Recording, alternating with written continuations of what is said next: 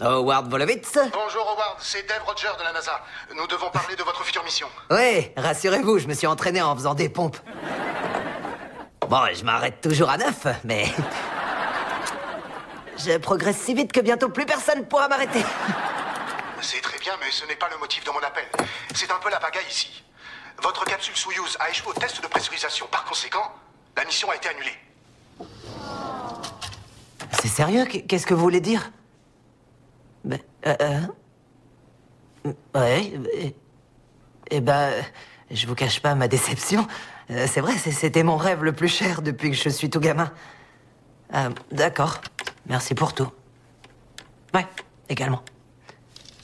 Ouais, merci! Je vais pas crever dans l'espace! Je mourrais comme Dieu l'avait prévu, quand j'aurais passé la cinquantaine d'une overdose de pastrami. Our whole universe was in a hot, dense state that nearly 14 billion years ago expansion started. Wait, the earth began to cool, the autotrophs began to drool, Neanderthals developed tools, we built a wall. We built the pyramids, math, science, history, unraveling the mystery that all started with a big bang.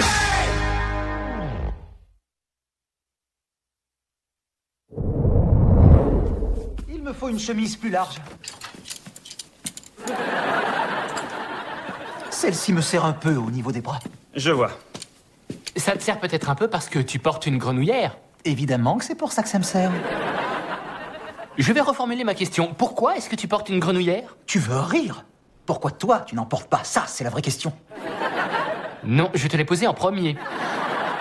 Léonard, tous ces smokings en location ont été portés par des centaines d'inconnus qui ont transpiré. Je déteste sentir ma propre sueur sur ma peau. Alors, tu imagines la leur? Et si vous passiez celle-ci? Dit le bourreau en montrant la corde de la potence. On se marre pas autant que la fois où il a loué une paire de chaussures de bowling, mais c'est presque aussi bien. Et ben voilà, c'est fait. Mon ordre de mission a été annulé. C'est officiel, je vais plus dans l'espace. Je compatis, Howard, mais je vais t'avouer une chose, je suis soulagé que tu y ailles plus. Pourquoi? Parce que tu allais partir sur une fusée conçue dans les années 60 par les Russes. Oui, et alors? C'est quand la dernière fois que tu as entendu quelqu'un s'exclamer « Ouh, tu as vu ce lecteur Blu-ray, il doit être bien, il a été fabriqué en Russie. » Tu sais, leur technologie n'est pas si mal. Quand on revient sur Terre à bord d'une capsule Soyouz, on fait une chute libre depuis l'espace à la vitesse de 500 miles par heure. Et la seule chose qui nous ralentit est un tout petit parachute qui s'ouvre juste avant qu'on s'écrase sur le sol. Et l'engin a été conçu par les mêmes brillants esprits qui ont été incapables de neutraliser James Bond. Qu'est-ce que ça peut faire? J'étais pas inquiet. T'es sûr? Bon, laisse-moi t'expliquer la grosse différence qu'il y a entre toi et moi. Toi, tu regardes Star Trek. Moi, je le vis. Oh, pitié. Je ne me rappelle pas d'épisode de Star Trek où le héros ne va jamais dans l'espace et s'en vante dans une boutique de fringues. C'est ça, moque-toi autant que tu voudras, mais il y en a qu'un parmi nous à être assez courageux pour arriver à faire ce que j'ai presque fait.